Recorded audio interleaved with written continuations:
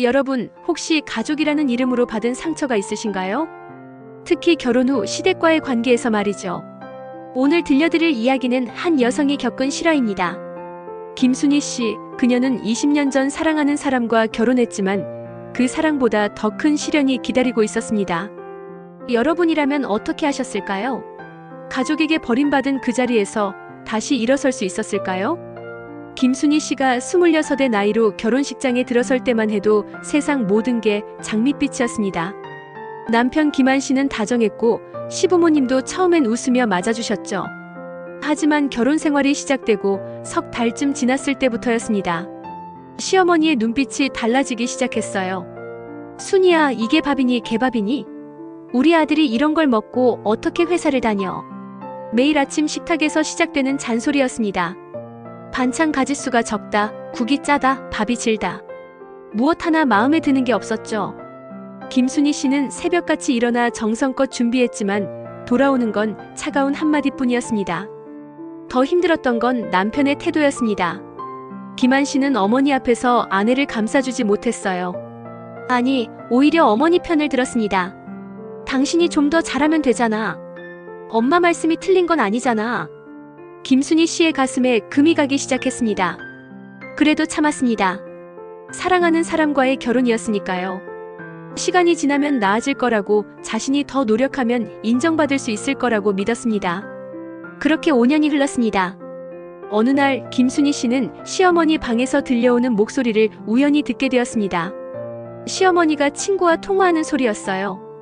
아이고, 우리 며느리 정말 쓸모없어. 애도 못 낳고 집안일도 제대로 못하고 내가 왜 저런 애를 며느리로 받았는지 모르겠어. 우리 아들만 고생이야. 김순희 씨는 그 자리에 얼어붙었습니다. 5년 동안 숨죽이며 살아온 시간들이 주마등처럼 스쳐갔어요. 그녀는 아이가 없는 것에 대해 누구보다 마음 아파했습니다. 병원을 다니며 온갖 치료를 받았지만 남편 쪽에도 문제가 있다는 걸 알면서도 시댁에선 모든 책임을 그녀에게만 돌렸죠. 그날 밤 김순희 씨는 남편에게 말했습니다. 여보, 우리 따로 나가서 살면 안 될까요? 제가 이렇게 사는 게 너무 힘들어요. 하지만 돌아온 건 차가운 대답이었습니다. 당신이 참으면 되잖아. 부모님을 어떻게 혼자 두고 나가? 당신이 좀 더 노력해봐. 그 순간 김순희 씨는 깨달았습니다. 이 사람은 절대 자신의 편이 되어주지 않을 거라는 것을요. 결국 결정적인 사건이 터졌습니다. 명절날이었어요. 김순희 씨가 정성껏 준비한 전을 시어머니가 한 입 베어 물더니 접시째 바닥에 내팽개쳤습니다. 이걸 전이라고 붙여왔어? 기름 냄새가 진동을 하잖아. 우리 집안 망신시키려고 작정했구만. 친척들이 모두 지켜보는 앞에서였습니다. 김순희 씨의 눈에서 눈물이 주르륵 흘러내렸어요.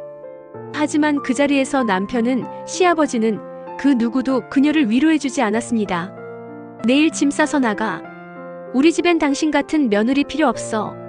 시어머니의 선언이었습니다. 김순희 씨는 다음 날 정말로 집을 나왔습니다. 남편은 말리지 않았어요. 그녀는 단칸방으로 들어가 혼자만의 삶을 시작했습니다. 울고 또 울었습니다. 하지만 어느 순간 그녀는 결심했어요. 나는 이대로 무너지지 않겠어. 내 인생의 주인공은 나야. 김순희 씨는 낮엔 식당에서 일하고 밤엔 야간 대학에 다니기 시작했습니다. 사회복지학을 전공했어요. 그녀와 같은 처지의 여성들을 돕고 싶었습니다. 힘들었지만 그 시간들이 그녀를 단단하게 만들었습니다. 5년이 흘렀습니다. 김순희 씨는 지역의 여성인권단체에서 일하게 되었습니다. 가정폭력과 시댁 갈등으로 고통받는 여성들을 상담하고 그들이 새로운 삶을 시작할 수 있도록 도왔어요. 그녀의 진심 어린 위로와 조언은 많은 이들에게 희망이 되었습니다. 그리고 10년째 되던 해였습니다. 어느 날 상담센터로 한 통의 전화가 걸려왔어요. 나이든 여성의 떨리는 목소리였습니다.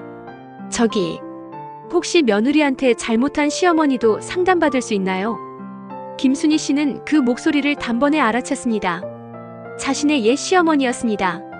상담실에 들어온 그녀는 많이 늙어 있었어요. 허리는 굽었고 얼굴엔 주름이 깊게 패여 있었습니다.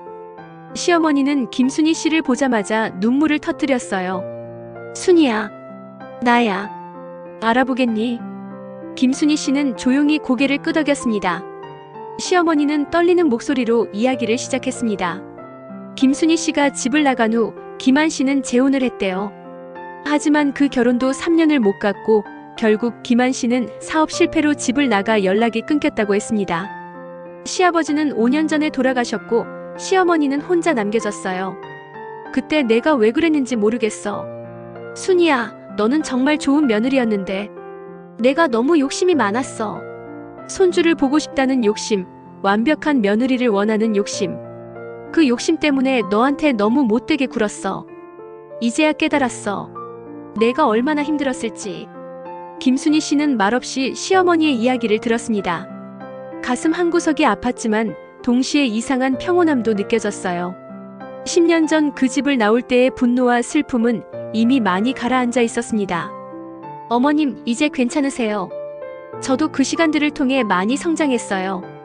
어머님도 이렇게 깨닫고 찾아와 주신 것만으로도 용기 있는 일이세요. 김순희 씨는 시어머니의 손을 잡아주었습니다. 그 후로 김순희 씨는 가끔 시어머니를 찾아갔습니다. 예전처럼 며느리로서가 아니라 한 사람의 인간으로서 말이에요. 그들은 함께 차를 마시며 이야기를 나눴고 시어머니는 김순희 씨가 하는 일을 진심으로 응원해 주었습니다. 김순희 씨는 깨달았습니다. 용서는 상대를 위한 것이 아니라 자신을 위한 것이라는 걸요. 미움을 내려놓았을 때 비로소 자신이 자유로워진다는 것을요. 그녀는 지금도 여성인권센터에서 일하고 있습니다. 자신과 같은 아픔을 겪는 이들에게 희망의 메시지를 전하면서요. 당신의 가치는 누군가의 평가로 결정되지 않습니다. 당신은 그 자체로 소중한 사람입니다.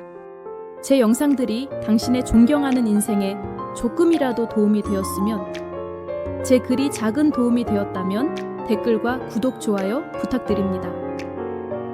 구독, 좋아요는 다음 영상 제작에 큰 힘이 됩니다.